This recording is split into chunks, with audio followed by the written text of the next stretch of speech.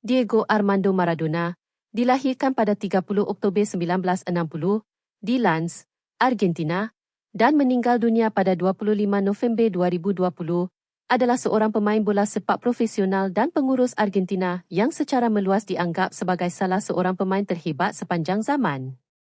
Dikenali sebagai El Pibe de Oro, si budak emas, kejeniusan Maradona dipadang dicirikan oleh kemahiran menggeliciknya yang tiada tandingan, kawalan bola yang luar biasa, hantaran yang berwawasan, dan kemampuan menjaring gol yang prolifik, sering dicapai melalui kehebatan individu.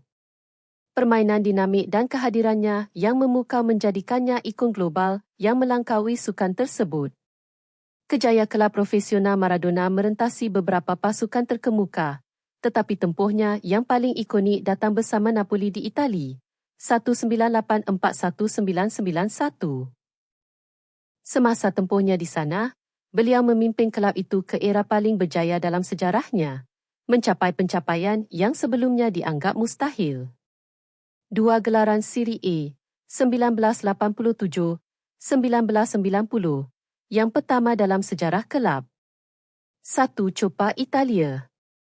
1 Piala UEFA, 1989.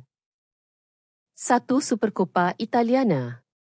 Kehebatan individunya secara bersendirian mengangkat Napoli dari pasukan pertengahan liga menjadi kuasa dominan, menjadikannya figura yang disanjungi di bandar tersebut. Di peringkat antarabangsa, kejayaan Maradona dengan pasukan kebangsaan Argentina adalah tidak kurang daripada legenda. Beliau bermain dalam 4 Piala Dunia FIFA, tetapi persembahannya dalam Piala Dunia FIFA 1986 di Meksiko kekal sebagai salah satu pameran individu paling dominan dalam sejarah kejohanan. Beliau menjadi kapten Argentina menuju kemenangan, menjaringkan 5 gol dan memberikan 5 assist.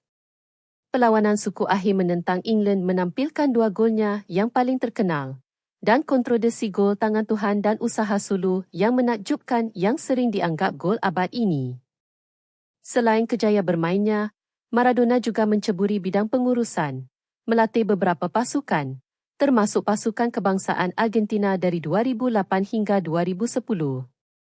Legasi Diego Maradona adalah sangat besar dan kompleks.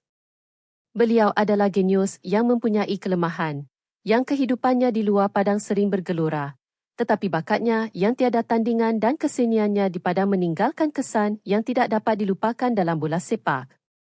Beliau kekal sebagai figura yang disayangi, hampir mitos, terutamanya di Argentina dan Naples, disanjung kerana keupayaannya untuk memberi inspirasi dan mencapai perkara yang luar biasa.